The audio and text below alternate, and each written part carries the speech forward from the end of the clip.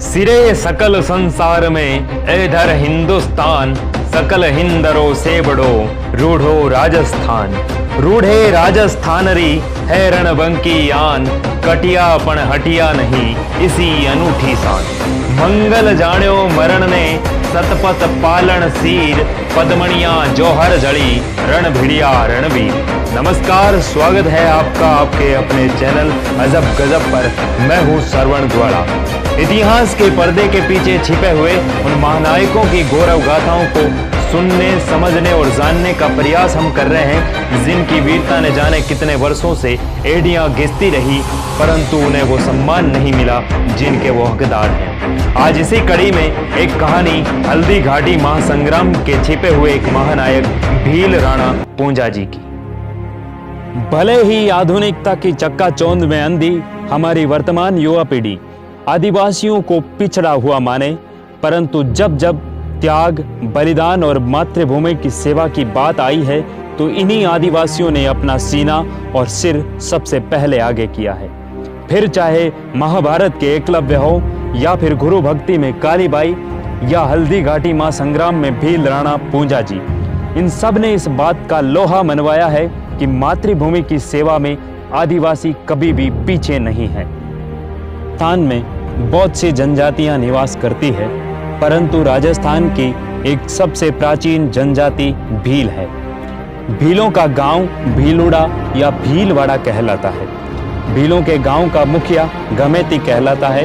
वहीं भील पुरुष जो धोती धारण करते हैं उसे ढेपाड़ा कहा जाता है। भील महिलाएं जो लहंगा पहनती है उसे कछाबू कहा जाता है, तथा भीलों में अविवाहित कन्याएं कटकी नामक वस्त्र धारण करती है। भील आदि योगी शिव एवं प्रकृति के पुजारी हैं। कर्नल जेम्स टोड ने भीलों को वन पुत्र कह करके पुकारा था। राजस्थान के उदयपुर जिले में सर्वाधिक भील जनजाति निवास करती है। उदयपुर जिले के छोटे से गांव मेरपुर के मुखिया दूधा होलंकी के घर राणा पूंजा जी का जन्म हुआ।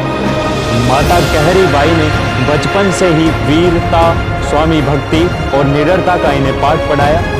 इनकी अल्प आयु में ही पिताजी का देहांत हो गया। 15 वर्ष की अल्प आयु में पूंजा जी ने गांव के मुखिया का पद संभाल करके सभी को अपनी बुद्धिमत्ता की मिसाल पेश की। जल्द ही ये अपनी योग्यता से भोमट के राजा बन गए तथा हल्दी घाटी महासंग्राम के समय अरावली की पहाड़ियों में बसे इसी भील भोमट क्षेत्र का बड़ा ही महत्वपूर्ण योगदान था। कहा जाता है कि इस भोमट क्षेत्र की महत्वता को समझ करके राणा प्रताप भी इनके सामने सहायता लेने गए थे।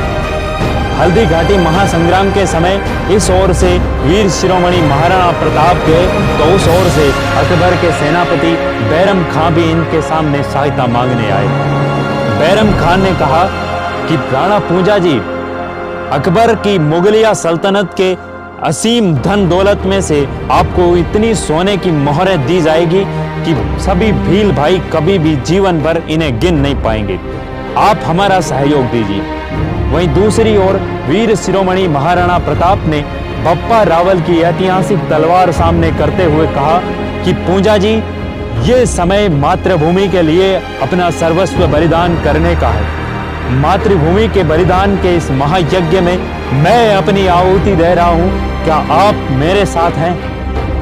राणा जी के इस भावुक अभिवादन से राणा पूंजा इतने प्रसन्न हुए कि उन्होंने कहा कि हमारे 4000 वीर भील सैनिक वीर शिरोमणि महाराणा प्रताप की ओर से लड़ेंगे। इस सहयोग के कारण राजमाता जयवंता बाई ने राणा पूंजा जी को अपना दूसरा बेटा कह करके पुकारा था।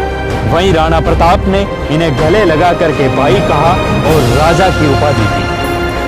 हल्दी घाटी महासंग्राम की सफलता में राणा पूंजा जी का महत्वपूर्ण योगदान था। गुरिल्ला पद्धति के महानायक राणा पूंजा ने हल्दी घाटी में मुगलों की ईंट से ईंट बजा दी। अकबर बौखला गया, राणा प्रताप को अविस्मरणीय सफलता मिली और इसी सफलता की बदौलत राणा प्रताप हल्दी घाटी का युद्ध जीत गए। कहा जाता है कि हल्दी घाटी में भीलों ने मुगलों में वो कहर बरपाया था जो आज तक कभी भी भुलाया नहीं जा सकता।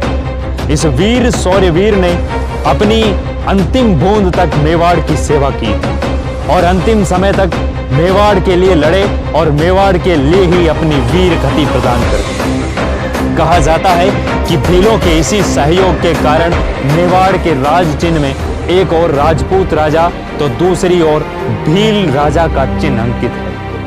मेवाड़ में भीलों को आज भी सम्मान की दृष्टि से देखा जाता है। इस शौर्यवीर की याद दिलाती हुई उदयपुर के रेती स्टैंड में एक 13 फीट ऊंची और 15 टन वजनी एक प्रतिमा है।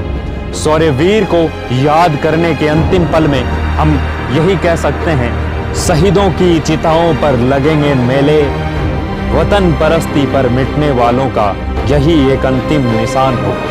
इस शौर्यवीर की गाथा सुनकर के आपको कैसा लगा, कमेंट बॉक्स में हमें बताना मत भूलिएगा। जय हिंद, वंदे मातरम।